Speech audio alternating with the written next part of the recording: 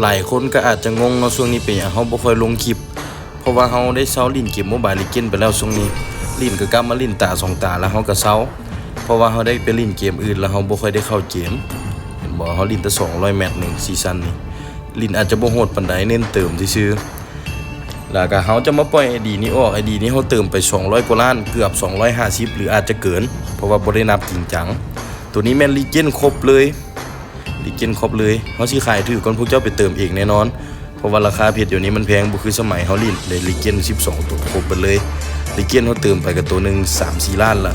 12ตัวก็เอามาคูณเบิ่งน่าจะเกิน40บวกแหละตัวคอลแลบนี่เฮาก็มีหลายคือกันพวกคอลแลบพวกอันนี่พวกนี้ก็หลายเฮาสิขายออกนี่ประมาณ40ล้านหรือว่าประมาณ 60,000 กว่าบาทพวกเจ้าเติมเองตั้งแต่แรกนี่อาจจะบ่ได้ราคาถูกแบบนี้เพราะว่าเพชรเดี๋ยวนี้มันแพงสมัยค่อยเติมค่อยลิ้นมา 7-8 ปีแล้วไอดีนี่ถ้าเฉลี่ยเป็นเดือนก็ถือว่าเติมบ่แพงดอกไอดีนี่เติมไป200กว่าก็ตกเดือน 2-3 ล้าน5-4 ล้านแต่ว่ามันสิมานักช่วงนี้แหละเพราะว่าช่วงนี้หั่นเฮ็ดคลิปลง TikTok เด้เติมไป3เดือนหลังตั้งแต่เดือน9มาจนฮอดปัจจุบันนี่เติมไป50กว่าละเฉพาะ3เดือนนี่พวกเอฟเฟกต์อย่างต่างๆก็อาจจะมีบ่หลายแต่เอฟเฟกต์ว่ามันมีหลายตัวเอฟเฟกต์เกิดอย่างนี้ก็อาจจะมีบ่หลายดอกแต่ก็บ่มั่นใจว่ามีอีพิกบ่ได้ศึกษาส่วนตัวเอฟเฟกต์วาบนี่อีพิกนี่น่าจะ5-6อีพิกพุ่นแหละเพราะว่าเฮาก็มีหลายอยู่เอฟเฟกต์วาบนี่ขาย40ล้านประมาณ 60,000 กว่าบาทถือว่าคุ้มกว่าเติมเองเพราะว่าเฮาเติม3เดือนหลังนี่ก็เกินแล้ว40ล้านนี่เขาเติม3เดือนหลังนี่ก็ยัง50กว่าล้านละมันไผได้ไปถือว่าคุ้มเพราะว่าเราลิ้นมาหลายปีเขาเติมไปบ่ต่ำกว่า200ซื้อไปขายกันยังคุ้มเติมพันคูด้าช็อปได้เพราะว่าเป็นอีลาวเฮาเลยพันคูด้าช็อปเฮาเองก็เติมพันคูด้าช็อปกับมาตรการนั่นแหละปลอดภัยแน่นอนมีเพชรติดลบบ่มีเพชรอย่างแน่นอนเพราะว่าก็คือเฮาเฮ็ดคลิปลง TikTok ให้เบิ่งนั่นแหละว่าเฮาเติมผ่านแต่คูด้าช็อปกับมาตรการถ้าบ่อนใดบ่ปลอดภัยเฮาก็บ่ค่อยเติมไปก็200กว่าล้านพุ่นอันนี้ตู้พวกนี้นี่มีครบไปแล้วนี่กดบ่ได้แล้วตัวนี้Legendก็ครบไปแล้วหากระเติมอัดให้มันครบ12เลยนี่มันซูมไป269เทื่อเพราะว่าอย่างจึงเติมอัดให้มันครบ12มันมี10ตัวมันกระเทือนคนที่จะซื้อไปเขาเติมอัดไปเมื่อกี้นี่ก็หลายล้านอยู่น่าจะเกิน5แต่บ่มั่นใจว่าเท่าใดตัวนี้ก็เต็มละตัวนี้ก็มีครบแล้ว500กว่าบาทตัวนี้แล้วก็ตัวนี้ก็มีหลายบาท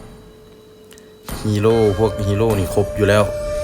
สกินก็เหลือน้อยเดียวเหลือแต่พวกนี้แหละน้อยเดียวเติมประมาณ 10,000-20,000 เพชรก็อาจจะครบแล้วสกินพวกนี้แต่ว่าเฮาบ่อยากเติมเพราะว่าเฮาเซาลิ้นละเด้พวกนี้ก็เหลือแต่3สกินนั่นแหละตัวนี้นี่ครบไปแล้วนี่พวกนี้กับตัวนี้นี่ก็มีกับครบแล้วแล้วก็จะได้แคนตัวนี้ไปเลยแคนตัวนี้ใกล้สิเวล10แล้วน่าจะอีก 2-3 มื้อก็เวล10แคนตัวนี้เฮาสร้างเองเป็นหัวหน้าแคนเลยคนก็ออกกับเบิดแล้วแหละเอาไปเฮ็ดแคนเป็นแคนตัวเองได้เลยตัวนี้นะแล้วก็แรงปัจจุบันก็อยู่ประมาณเทพ33ดาวเฮาบ่ค่อยมีเวลาลิ้น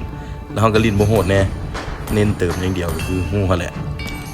อย่าลืมใครสนใจ40ล้านประมาณ 60,000 กว่าบาทถ้าไปเติมเองก็200กว่าล้านคือเฮานี่ก็อาจจะบ่ได้หลายปานนี้เพราะว่าปัจจุบันราคาเพชรมันแพงเติมไป200กว่าล้านก็ตกอยู่ประมาณ 3-4 แสนบาทเนาะ 3-4 แสนบาทปัจจุบันมันก็บ่ได้หลายปัจจุบันเติมก็อาจจะบ่ได้หลายปานนี้พวกสกินอีหยังต่างๆแบบนี้นี่ลองไปตัดสินใจเบิ่งสำหรับคนอยากเติมคนอยากเริ่มมาลิ้นใหม่ติดต่อหาเฮาได้ทางเบอร์ WhatsApp 58492042หรือทักหาเพจเกมก็ได้หรือว่าเพจคอมพิวเตอร์เฮาเปิดร้านคอมพิวเตอร์ก็ได้มีแต่บอสจำหน่ายคอมพิวเตอร์ถ้าเพจคอมพิวเตอร์ทักหาโลดพร้อมตอบ24ชั่วโมงเซาลีระบบให้มีเวลาเล่นกันปลาไว้ก็เสียดายจากนั้นมันก็ซีซั่นใหม่อีกแล้วก็ลงไปอีพิกแล้วแรงนี่มื้ออื่นนี่ก็ลีละอันนี้อัดคลิปสดๆเลยบ่ผ่านกันตัดต่อหยังเลยอัดสดๆพากจากเสียงนี่แหละเพราะว่าเฮาพากเสียงลงแต่ละคลิปมีคนเว้าว่ามันฟังบ่รู้เรื่องเว้าไหวโพดก็เลยลองอัดแบบธรรมชาติให้เบิ่งว่าเฮาก็บ่ได้เว้าไหวปานนั้นที่จริงมันเป็นนำเฮาเฮ็ดให้มันไวซื่อ